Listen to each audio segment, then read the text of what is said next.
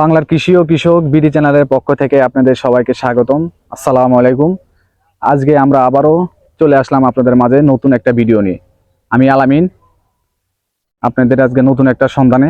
আসলে আজকে আমরা জানবো যে আসলে যে শশার কোন সময়টাতে আপনার বীজ রাখা হয়। এই যে দেখতে পাচ্ছেন যে আসলে যে শশা ক্ষেত, এই যে আমার হাতে শশা, পাশে এই যে শশার যে মাচা, এই যে দেখতে পাচ্ছেন যে আসলে এই বিষয় নিয়ে আজকে আমরা জানবো যে কোন সময়টাতে আপনার বীজ প্রস্তুত করা হয় বা রাখা হয়। এই বিষয়ে অনেকে জানেন না বা এই ধরনের মতামত থাকে, তাদের উদ্দেশ্যে আজকে আমার এই ভিডিওটা করা। যে দেখতে, এই যে আপনাদের যদি একটু দেখাই তাহলে এই যে দেখতেছেন যে আসলে শশার বীজ, অনেকে তো জানেন যে আসলে বীজ তো বাজার থেকে বাজারজাত করেন বা জানেন না, তাদের জন্য এই ভিডিওটা। সময় বীজটা রাখবেন, এই ধরনের আপনাদের অনেকের মন্তব্য থাকে বা জানার ইচ্ছা থাকে।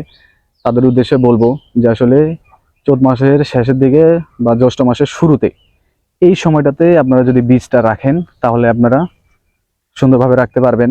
আপনাদের ক্ষেতের মধ্যে যে ধরনের বড় বড় শশা, আপনার মন মতো চাহিদা মতো, যে আসলে যেটা ভালো লাগে এই জিনিসটা আপনি রাখতে পারবেন।